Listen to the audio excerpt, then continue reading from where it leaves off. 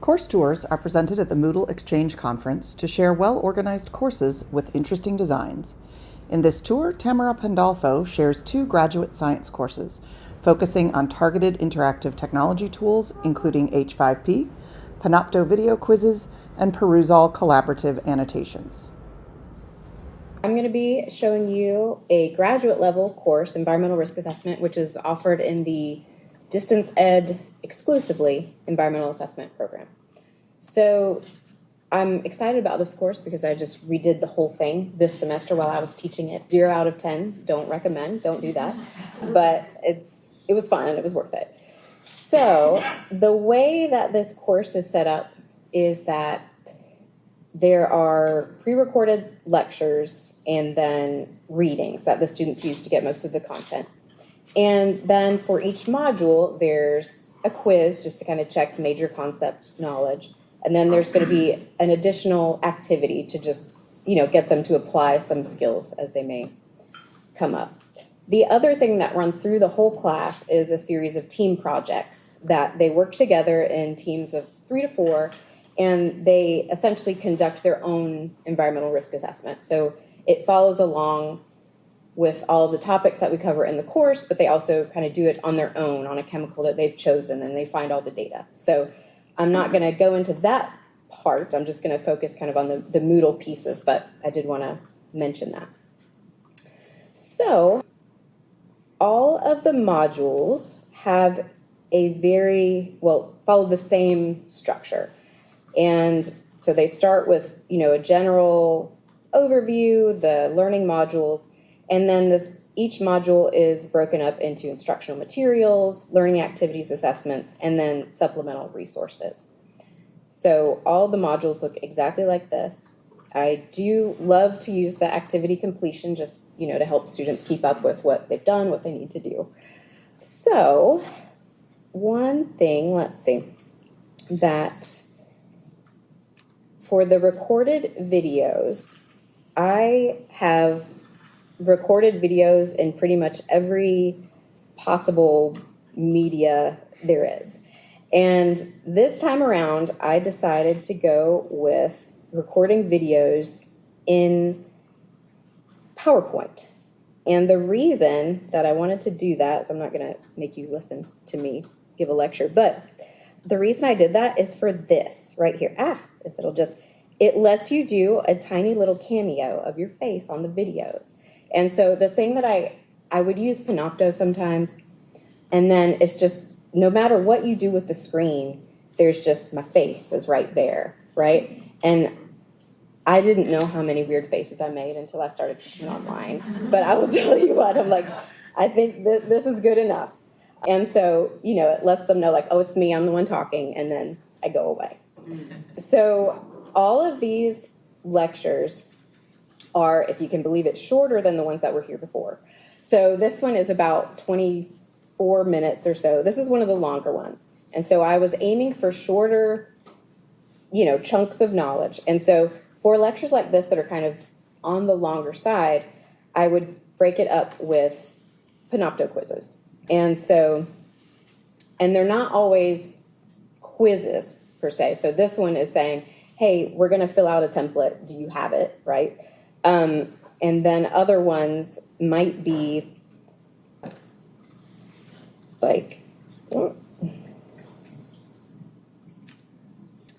actual content related questions. Very simple, just saying are you with me? Are you here?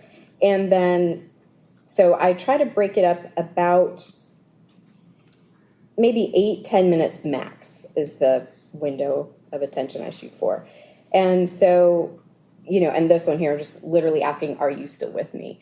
Because this is going to be important, So that's, just to, keep them engaged. And then for every topic, there is a quiz in Moodle. I know you all are familiar with those. So I try to mix up the different question types, again, just to kind of keep it interesting and not just do the same ones over and over and over. So as much as you can make a quiz interesting, that is that. Now, my favorite part of this course is the H5P activities. So H5P, if you've not used it, I think of it as like simple little video games kind of for your class. And so So there are two different kinds that I like to use in this course and in other courses as well. So in this course, I use what's called a drag and drop. If I can find where I have it. Here we go. And so this one it's a dose response curve. This is a toxicology kind of section. And basically there's these terms and the students can like drag them where they go. And then, they just check it, see what they've got right, what they haven't. And I have it set, they can do it a gazillion times if they want to. Moodle just saves their most recent grade. And so it's just, a simple little fun game that I think of. The other H5P type of activity that I use is the branching scenario. And this one is so much fun. So it takes a little while to set up, but once you've got it up and running, it's, it takes care of itself. So what this is, and I'm sure there are ways to make it more pretty, but so basically it's a little scenario that I created. So for example, here I'm saying you work for a consulting company, here's what you've been tasked to do. So it works them through it and they have to make these choices. And what I especially love about this is that, you provide some choices that are not right. And it allows you to very clearly and specifically tell them like, oh, this is why that's not right. So right in the moment they can say, ooh, and then just go back and try again. And, and so on. And so it's a whole system that leads them all the way through. And it's at the end, I have it set up so that at the end is where they get the points, right? So they have to make it all the way through. So they have to answer everything correctly eventually to get out. And then it's, this, you did it, congratulations. So that is H5P. And another tool that I discovered, I guess in 2023, is Perusall. And that is a collaborative annotation tool. And before I redid this course, I really tried to use it in this course because I love the tool. But what I learned is that just because I love the tool doesn't mean it's a good fit for every class. And so in this class, we use, like EPA documents. We're reading, it's pretty dry. There's not a whole lot to add there, right? And so with Perusall, I was basically trying to force conversation about things that, I don't want to have a conversation about it either, right? So I took out Perusall from this class, as much as it made me sad, but I still have it I already have it open, in my other course. So this is a water quality course. Again, it's graduate level. And in this course, every other week, the students are reading a peer-reviewed article about something in the water quality field. And so as part of that reading, they are in Perusall. And so what that looks like, if you've not used it before, is you upload a file or whatever it is. You can use videos. It doesn't have to be a file like this. And the students annotate it, which means they can highlight whatever, make their own comments.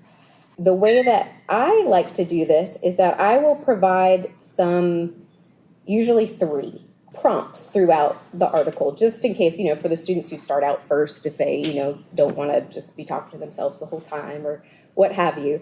And my comments usually do get a lot of, responses. But the part that I love the most about Perusall are the parts that I have nothing to do with. So, for example, I love this example that a student just highlighted this word extirpation and was like, I don't know what this means. So I looked it up. Here's the definition. And I love that because I didn't, think about maybe they don't know what that means. And that's happened in other articles too. Like somebody looked up limnology. And to me, I'm just like, oh, limnology. That's just, in my vocabulary. So it's really excellent for situations like this.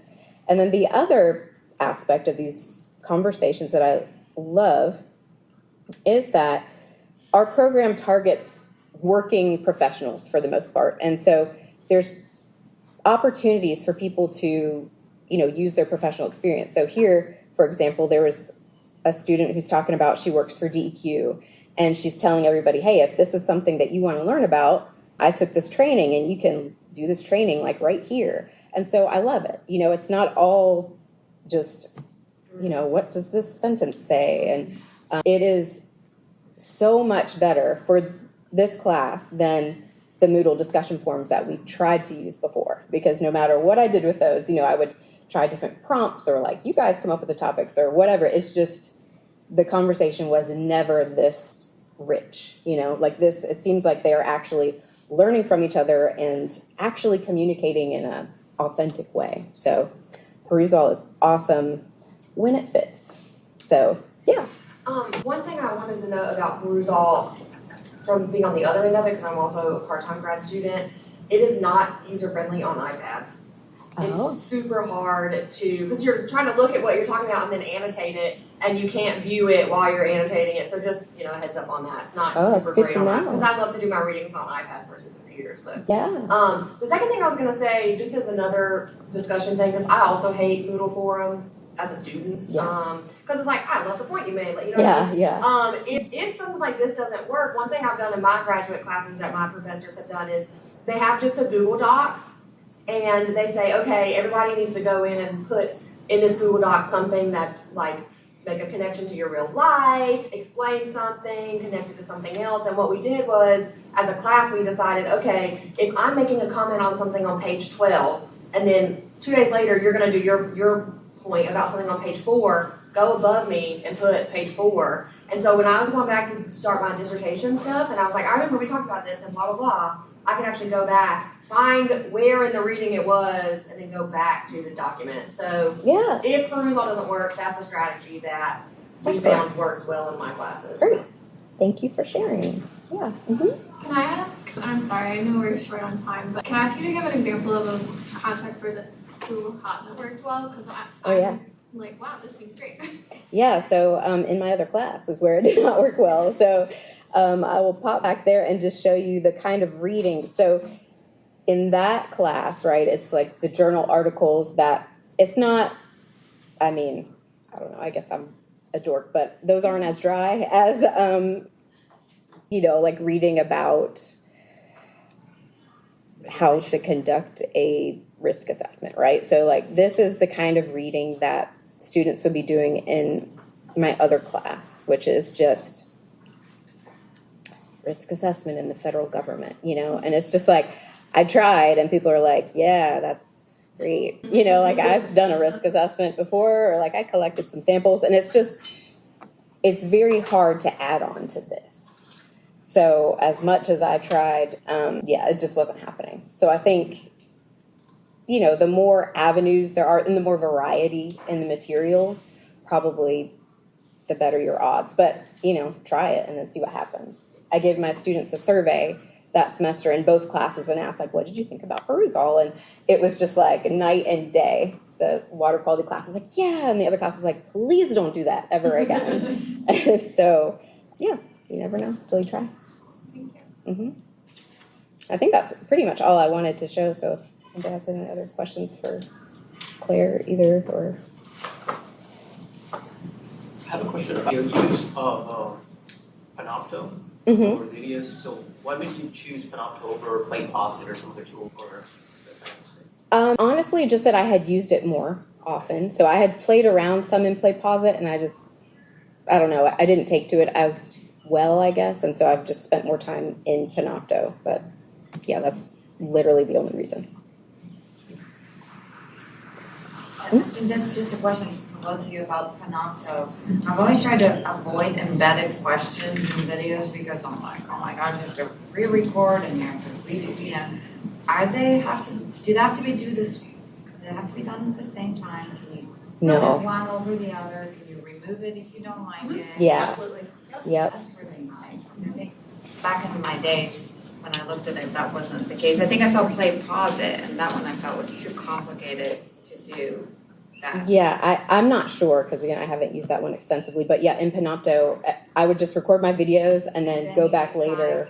Where and then you And plop yeah. the question in. Yeah, you just like pop, you know, And just does like it click have and say, integration add a with quiz. Moodle, do you know? Yes. Yes.